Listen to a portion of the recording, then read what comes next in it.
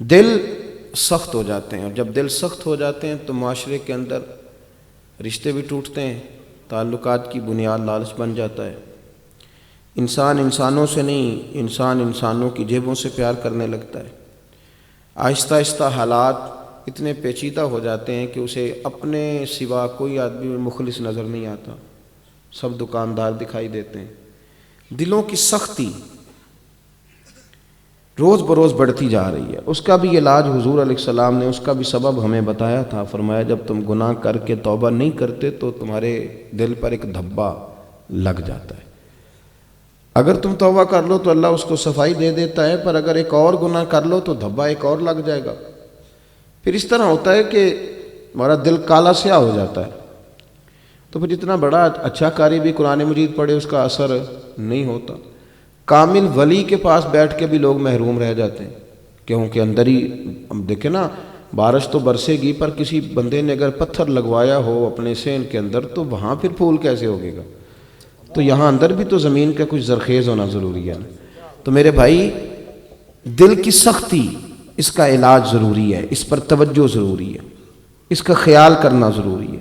سارا زور لگا دیتے ہیں اپنے کپڑوں کے استری کرنے پر اور اپنے روپ کو نکھارنے پر۔ تھوڑی سی توجہ اگر دی جائے نا، اپنے من میں ڈوب کر پا جا سراغ زندگی، چل تو اگر میرا نہیں بنتا، چل تو اگر میرا نہیں بنتا، چل تو اگر میرا نہیں بنتا، اور نہ بن اپنا تو بن، اپنا ہی بن جا، اپنے ساتھ ہی اچھا سلوک کر لے۔ تو میرے بھائی، نبی پاک علیہ السلام کی بارگاہ میں صحابہ نے باقاعدہ اس کو مرض کے طور پر پیش کیا۔ حضور ہمارا دل سخت ہو گیا، اور یقین کریں آج تو بڑے سخت ہو گئے تھے، کڑواہٹ چھلکتی، تلخی ہے، اس کو بطور مرض کے صحابہ نے پیش کیا۔ ایک نے عرض کی یا رسول اللہ صلی اللہ علیہ وسلم دل بڑا سخت ہو گیا ہے، کوئی علاج بتا دیں۔ تو حضور علیہ السلام ذرا بات پر غور کرنا آپ، ہمارے ہاں ایک یہ رٹا یہ بھی پڑ گیا کہ آپ نظر کریں۔ بھئی نظر، یہ نظر ہی تو ہے جو آپ کو سبب بتایا جاتا ہے۔ اب نظر کا آپ نے کیا معنی کیا ہوا ہے؟ نظر کا کیا مطلب ہے کہ آپ کے حصے کی نماز پیر صاحب پڑھ لیں؟ نظر کا معنی کیا ہے کہ آپ کے حصے کا روزہ حضرت صاحب رکھ لیں؟ کیا معنی ہے نظر کا؟ زکوٰۃ آپ اپنے پیسوں سے دیں گے کہ وہ آپ کے حصے کی پیر صاحب ادا کر دیں؟ نظر کا معنی سمجھیں، یہی نظر ہے جو میرے رسول پاک کیا کرتے تھے۔ یا رسول اللہ دل سخت ہو گیا، تو اللہ کے محبوب نے فرمایا کوئی یتیم بچہ مل جائے نا، اس کے سر پہ ہاتھ پھیرا کر، رب تیرے دل کو نرمی عطا کر دے گا۔ علاج بتایا حضور نے، مشکات میں موجود ہے، یتیموں کے سر پہ دست شفقت پھیر۔ یہ نظر حضور نہیں فرمائی ہے، لیکن فرمایا جا جا کے پہلے تلاش کر، پھر اس سے پیار کر، تیرا دل اللہ نرم کر دے گا۔ ایک نے عرض کی یا رسول اللہ صلی اللہ علیہ وسلم دل میرا کالا سیاہ ہو گیا، حضور میں بڑا بے چین ہوں، بے قرار ہوں، تڑپتا ہوں، روتا ہوں، دل کی سختی نہیں جاتی۔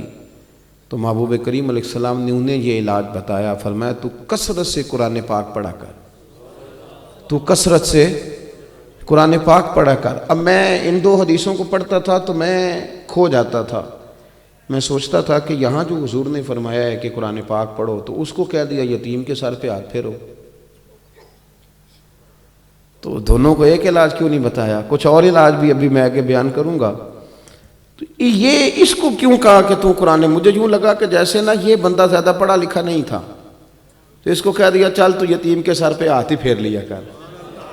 اور یہ قرآن جانتا تھا، یہ قرآن کے مفاہیم جانتا تھا، پتہ تھا کہ سورہ ہود پڑھے گا تو تڑپ جائے گا، پتہ تھا کہ سورہ ملک پڑھے گا تو روئے گا، اس کو کہا قرآن پاک پڑھ تیرا دل نرم ہو جائے گا۔ اور یہ کچھ پڑھا لکھا نہیں تھا، تو فرمایا تو یتیم کے سر پہ ہاتھ پھیرا کر۔ ایک شخص نے عرض کی یا رسول اللہ صلی اللہ علیہ وسلم دل بڑا سخت ہو گیا، تو فرمایا نبی پاک نے زنگ لگ گیا، اور زنگ اتارنے کا اللہ بھی ہوتا ہے، وَسِقَالَةُ الْقُلُوبِ لِذِكْرِ اللَّهِ، اور فرمایا جب دل کو زنگ لگ جائے تو پھر اللہ کا ذکر کیا کرو، اللہ کا ذکر، اور ایک دن میں نہیں یہ زنگ اترے گا۔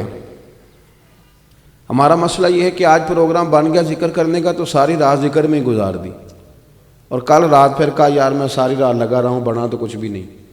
آپ ڈاکٹر کے پاس جاتے ہیں دوائی لینے تو وہ کہتا ہے یہ 15 دن استعمال کرنا، اسے کہو نہ کہ میں ساری شیشی آج ہی پی جاؤں گا، ہو سکتا ہے ایسے؟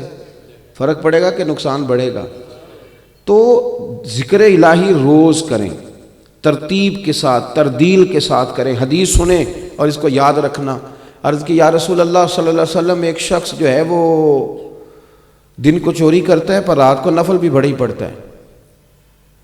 یا رسول اللہ صلی اللہ علیہ وسلم، سنا ہے وہ نماز کا بھی بڑا پابند ہے پر چوری بھی بڑی کرتا ہے۔ اب حضور نے جو ہم بات کرتے ہیں نا کہ تینوں کی فائدہ نماز دا، وہ میرے پیسے نہیں دے رہا، تمہیں کیا فائدہ، یہ نہیں کہا حضور نے۔